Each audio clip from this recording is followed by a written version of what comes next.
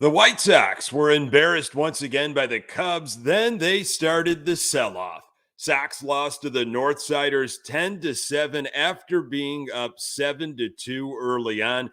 Sox are nearly an impossible to watch, and the sell-off will only make it more agonizing. After the game, the inevitable happened. Lucas Giolito and Reynaldo Lopez were dealt to the Los Angeles Angels, and just like that, the window was shut. You are Locked On White Sox, your daily Chicago White Sox podcast. Part of the Locked On Podcast Network, your team every day.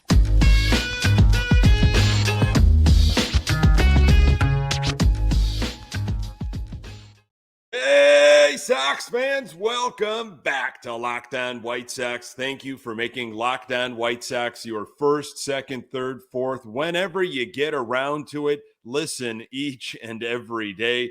We're free and available on all platforms. Follow us on Twitter at Locked On Sox. Also, subscribe to our YouTube channel. Just search Locked On White Sox. Hey, I'm your host, Nick Morawski, a lifelong, diehard Chicago White Sox fan, recording this podcast just blocks from the ballpark in beautiful Bridgeport. You can find me on Twitter at Nick_GGTB. Locked On White Sox is part of the Locked On Podcast Network, your team every day. Our Chicago White Sox, for what it's worth, will take on the Guardians on Thursday. Dylan Cease on the hill. Catch every pitch of the White Sox hometown broadcast with SiriusXM on the SXM app. Search White Sox. State of the Sox, sellers. They are 41-62. 12 and a half games back in the Central. It doesn't even really matter. 21 games under 500. Doesn't really matter. The fact is the White Sox are now officially sellers.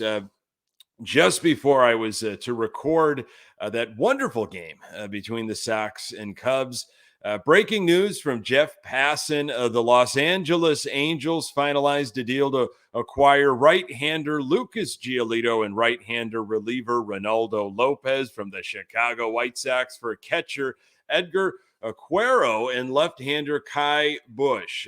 Two top prospects, sources tell ESPN. LA Angels' second and third best prospects, I believe. The pronunciation of those prospects by me could very well be wrong. This is all new information. I will have more details on the next episode. I also know Rick Hahn spoke after Wednesday's game, so we'll definitely be getting into that more in the next Locked On Sox episode, but it's official. That window is shut. If you felt like it was shut a while ago, it kind of was, but now officially jammed shut as the sell-off begins. Rough night on the South Side once again as the Sox fell to the Cubs 10-7. White Sox were swept in the brief two-game series. They have now lost 5 in a row. Sox will be in Wrigley on August 15th with most likely a very different-looking team. Sox looked like they were going to punish the Cubs on Wednesday night. It was 7-2 White Sox after the fourth inning. Then the Cubs came storming back with a 6-run spot in the top of the fifth. They added 2 more in the eighth. It's almost an impossible watch at this point. The White Sox are a bad baseball team, a poorly run organization managed by a manager that wants to put it all on him, but it's really his players that continue to fail over and over again. Look, I have no idea where the White Sox go from here. I don't know if they truly know. I mean, there's rumors out there. I was, reading a bunch over the last couple days with all the trade stuff happening. There are rumors out there that the White Sox organization believes that they can be competitive in 2024 and maybe hold on to some key pieces. But that feels like a White Sox story from years past, right? Instead of admitting failure and pushing forward in a new direction, we'll just make a couple of adjustments and do enough to possibly pique some interest and appear like we're trying, but it's all on the surface. This thing has complete rot. You know it. I know it. and it needs to be gutted. Our teams interested in trading for the White Sox have beyond Giolito and Lopez. It sounds like it. And it seems like a foregone conclusion, but it's all lip service right now. Losing both games of this Cubs series, absolutely maddening. But what's really sad is the state of the White Sox, where they're at, where they're going, all of the confusion, and here we are all over again, 7 years or whatever it is. Here's a team that was supposed to be strong in the AL Central, competitive throughout the American League and all of baseball, and really had a chance to be the talk of the town here locally for several years. If that matters to you, it was going to matter to me. I know that. I wanted to see the White Sox be the talk, for many, many years. I laughed that the Cubs, could not get back to the World Series after 2016 and had to sell off their core. And the White Sox couldn't even win a playoff series. For years, I have complained that the White Sox do not get enough coverage and that there's not an equal focus. Sox are treated like a second-class team in the second city. Well, honestly, they deserve it. I mean, prove that you should be taken seriously, not just nationally or even locally, but prove it to your own fans. Fans that have stayed loyal for so many years. The Sox have a ton of problems, and Wednesday night was another example. Lance Lynn went his final line 4 2/3, 7 hits, 7 earned runs, a couple of walks, 5 strikeouts. Hey, 0 home runs given up by Lance Lynn. He's got that league worst 6.47 ERA, but he strikes out a lot of guys. So that's why teams are perhaps clamoring for him. Joe Kelly, how about Kelly? Who wants Kelly? He did not even record an out on Wednesday. 2 walks, wild pitch, and an earned run. And Middleton, how about that guy? An inning, 2 hits, a couple of earned runs, a walk, 2 home runs. All 3 of those have been mentioned in trade rumors and have a very real possibility of still being moved. Not a good showing, but, one team's junk is another team's treasure. White Sox offense on Wednesday, 7 runs, 10 hits. Eloy Jimenez, pretty nice little 2-game series. He was 2 for 5 on Wednesday with 4 RBIs. Berger with a home run. Yohan Moncada, 1 for 4 with 2 strikeouts. Vaughn, 1 for 4. Tim Anderson with a couple of hits. He's really increased his value since the All-Star break. He is hitting lights out. Haven't really seen the power, but he's hitting. And it's almost like he's auditioning, right? He knows what the future is for this White Sox organization.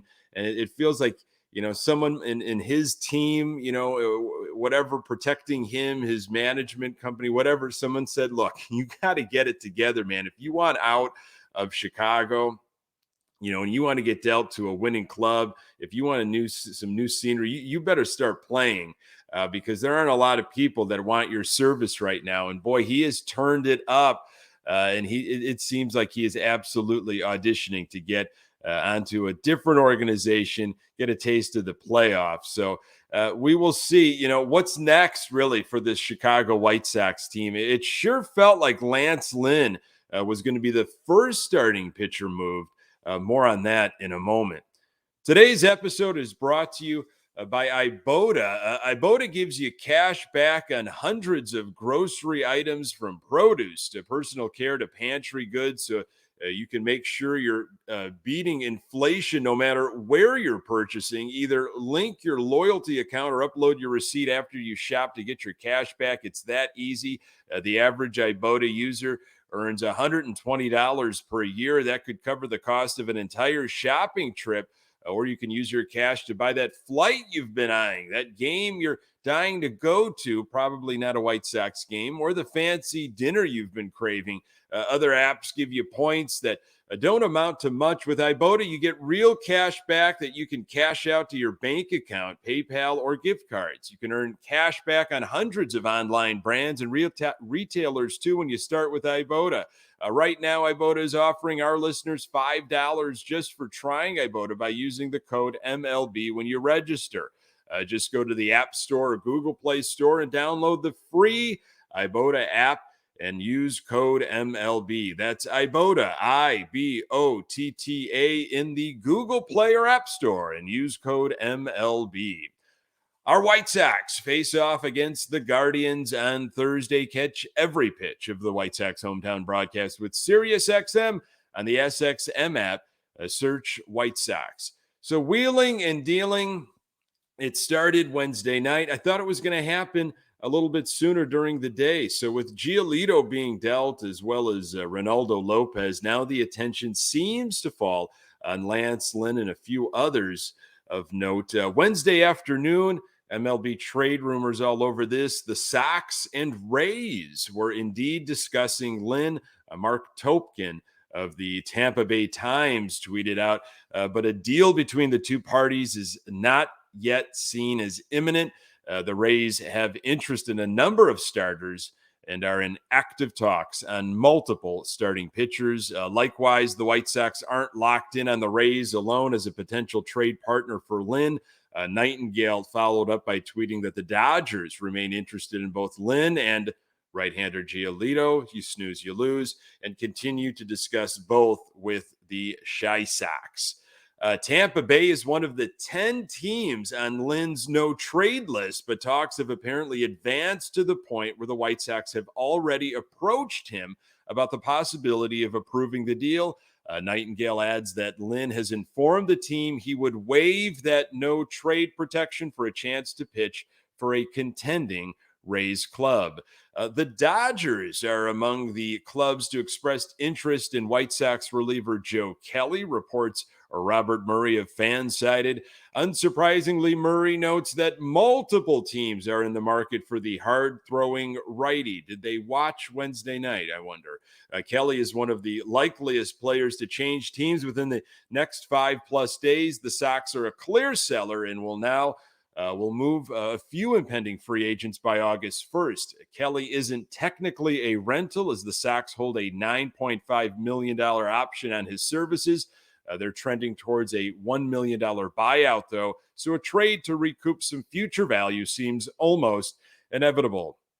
Kelly is no stranger to the Dodgers, of course. He pitched with LA from 2019 to 2021, winning the World Series in the second of those years. The 12-year veteran posted a 3.59 ERA, over 105 and a third regular season innings in Dodger blue, and appeared in all three of their postseason runs during that stretch. Dodgers have also been linked to Tim Anderson as well. This per Bob Nightingale on another of our starters. Several teams who have checked in with the Chicago White Sox to inquire about the availability of ace Dylan Cease say they continue to get the same response. No, White Sox are not interested in a massive rebuild and still hope to contend next year. Not a massive rebuild, but just a tiny little rebuild. You know, we're still trying here. We're still going to go after this division. It's winnable. It's a weak division in 2024, we think. So we're going to pique your interest. We're going to get you still kind of excited. You know, we're going to do just enough to say, maybe I could see it. I could see a path where this White Sox team is nipping at the heels in late September of 2024. Look, it is rotten. Tear this thing down. Get rid of anything that you possibly can. Of course, you want to get reasonable, more than reasonable, maybe value for some of these guys. But come on, don't stop doing this little stuff here and there. Just completely gut it. White Sox kick off a 4-game series with the Guardians, and goodbye, Lucas Giolito and Reynaldo Lopez. More on that in a moment. So Dylan Cease On the hill to kick off the series here, Cleveland in town for 4 games. I had looked at this series a while ago, and I was saying to myself, this might be something here. This might be a fun series on the South Side. 4 with Cleveland. We'll see Cleveland again soon. A lot of AL Central competition in early September. What I thought was going to happen, what we all thought was going to happen way back when, and where we're at right now. And I think they'll hold on to Dylan Cease, but I'm still not convinced. If some team, that maybe lost out on Lucas Giolito, and we're getting down to the wire, and they've lost out on a couple other arms, and they're like, you know what? We can definitely re-sign Dylan Cease. This is a prized possession. We're going to get nuts here. We missed out. We want Dylan Cease. I don't know. I could still see it from this White Sox organization. You got to get absolutely the farm and then some. But some teams get desperate. They really get desperate, especially if they thought they were in on Giolito, and they miss out on some other arms that are out there. I thought Giolito was going to be the first one to go. I definitely thought the Dodgers, just there was so much smoke there. But LA, it just makes sense after everything we've talked about on this podcast, you've read about, you've heard, on NBC Sports Chicago and articles on other podcasts. I mean, a local boy, Giolito, born and raised out in California, and that vibe, that LA vibe just fits him so well. It seems like a perfect fit. And, we caught word Wednesday afternoon that the Angels were going to keep Shohei Ohtani. That seemed to be like, well, they were entertaining offers. And now it's like, we're going to keep Ohtani. We're going to absolutely go for it. And they snuck in on Giolito. I wasn't hearing a lot of Angels talk. I was hearing Cincinnati, the Dodgers, maybe even Tampa. So the Angels maybe kept it quiet, or I just wasn't looking for that connection. Even Philadelphia, that was out there too. But LA, that seemed like the story out there in California. So it's to the Angels, and Reynaldo Lopez heads with him fittingly, right? Giolito and Lopez came to the Sox back in December of 2016 from the Washington Nationals for Adam Eaton. Nationals got their World Series out of it. And hey, we were just excited to have these 2 young guys, a guy in the bullpen that maybe was going to be a starter at some point, and Giolito, this tall, lanky guy, he could be a top of the rotation guy. And, Reynaldo Lopez up and down, we always saw that potential with him. And, but sometimes it just broke your heart. The straight fastballs that he would throw, it just felt like he was not even, he's not even trying to mix things up. And then there was the vision situation that he got worked out, and it looked like he developed some breaking stuff, that he was confident. He was hitting spots. He had the elevated, the velocity. Sounded like he wanted to be our closer at the beginning of this season, when there was thoughts of a closer by committee without Liam Hendricks. And he showed some early flashes, just probably that Houston series, that he wanted it. He looked intense. And then, again, kind of the same old Lopez. And it seemed like he was always stuck in where to pitch Lopez, where to put him, where to get him to thrive. And with so many injuries to the bullpen over the last couple of years, I don't know if, they ever really found a good spot for Reynaldo Lopez. And I truly don't know to this day where is the best spot for him. But, when he misses, boy, does he miss, and his mistakes get hit. And when his fastball doesn't have movement, it is straight. Hey, it might be 97 miles per hour, but it is taking up, your middle right down Main Street. And big league hitters are going to mash it. And they have. Issues with control. He dabbled a little bit in spot starts. I wanted a little bit more from him, but I like what we got from Reynaldo Lopez. It's just a shame that we couldn't really figure out where he really fit in. Sad to see him go, but who knows? He might flourish with another team that, knows what they have in their bullpen, and they see Lopez as like, we just need to slide this guy right here. We think we'll set him up for success in this spot. We've got everything else figured out. We want that arm right here. We don't have that type of arm. For Giolito, boy, so many memories for Lucas Giolito, and I'd like to get a little bit more into it on the next episode when some of the more details come out. I want to go through Rick Hahn's statements, and if even Lucas Giolito issued a statement, which I'm sure he would, but the writing was on the wall a long time ago, with the arbitration stuff, and it just felt like he felt disrespected by the White Sox organization, even though he was trying to say the right things and he wanted to stay in a White Sox uniform. And, we saw flashes. We saw the good and we saw the bad. We saw the all-star season. We saw, him kind of drop off, and then last season put on the weight and bulk up and get injured, and just, he could not pitch with that newfound body. And then he went back to his old ways, and he's been having a pretty good year right now. I mean, the best, probably most consistent White Sox starter for sure. Who can forget the no-hitter? A lot of us, because no one was in the stadium. We're all watching it from home during that COVID 2020 against the Pirates. But wow, I mean, that was just awesome. It was so great to see that from him. A guy that, when at the beginning of this rebuild, I kind of looked at Lucas Giolito. Obviously, we didn't have, Cease yet and the whole sample size, but this is going to be the guy. This is going to be our number one, and he had been for several seasons. Lucas Giolito, going opening day for us, and for him to get that on his resume, that no hitter, even in such a wacky, weird way that it was with cardboard cutouts in attendance.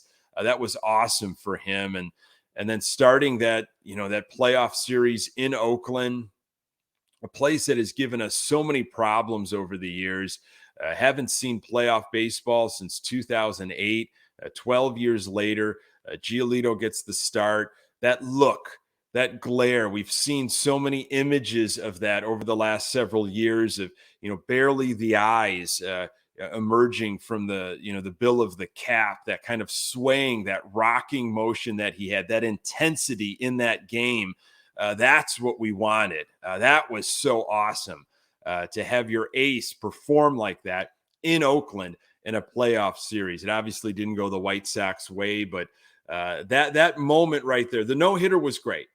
But that moment, that's what I'll always remember. That look, that effort, that TWTW, if I could use a Hawkism, that's what I will always, carry with me about Lucas Giolito. And, we rode the roller coaster with him, and it just felt like he probably was going to be the first one to go, especially with the season that he has been having. And, got late word on Wednesday that was the case with Reynaldo Lopez. So I'm sure there'll be a lot of goodbyes for Giolito and a lot of little tributes along with Lopez and whatever else happens, as I'm sure, who knows, by the time I'm done recording this episode, there could have been new news that popped up, but we'll try to do more tributes on the next episode. Folks, thank you so very much for making this podcast part of your daily routine. You can find the Locked On White Sox podcast absolutely everywhere you find your podcasts. We're on Twitter at Locked On Sox. You can find me on Twitter at Nick_GGTB. Hey, don't forget to subscribe to our YouTube channel. Any questions, comments you have, maybe for a future mailbag episode, we're due for one of those. LockedOnSox@gmail.com. White Sox take on the Guardians on Thursday. Catch every pitch of the White Sox hometown broadcast with SiriusXM on the SXM app. Search White Sox. Hey, thanks for making Locked On White Sox your first listen. Even if it's, maybe comes later in the day, we'll still feel like it'll be your first listen, maybe your first White Sox podcast listen. I do appreciate that.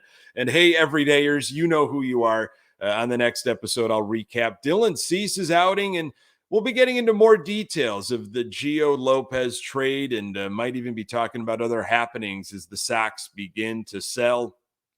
Thanks for making Locked On White Sox making time for it. I mean, it really means a lot. I know this team is a tough watch, but I do appreciate so many people checking in saying, you know what, haven't been following the team too much, but I'm still checking in to Locked On Sox. I'm Nick Morawski. Until next time, go Sox.